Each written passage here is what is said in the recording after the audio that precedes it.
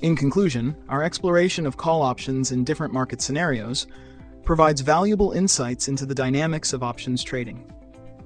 We've illustrated 3 key situations: when the stock price rises, falls, or remains stagnant. Each scenario offers unique opportunities and risks for option traders. When the stock price rises above the strike price, the call option becomes in the money. This signifies a favorable outcome for the option holder, as they have the right to buy the stock at a lower price than its current market value. In this situation, exercising the option can lead to profits, reflecting the bullish sentiment of the trader. Conversely, if the stock price falls below the strike price, the call option is considered out of the money.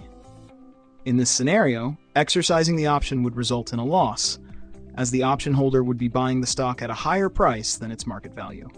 Traders facing this situation may choose to let the option expire worthless, minimizing their losses. In the event that the stock price equals the strike price, the option is at the money.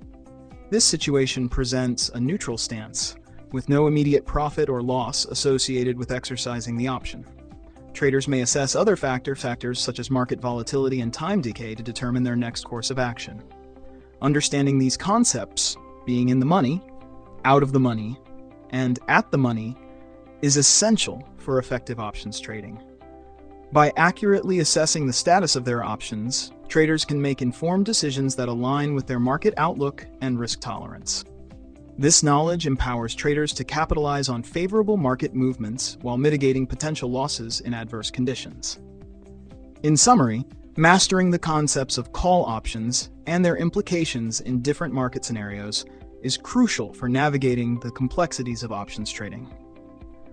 Armed with this knowledge, traders can optimize their strategies and pursue their investment objectives with confidence.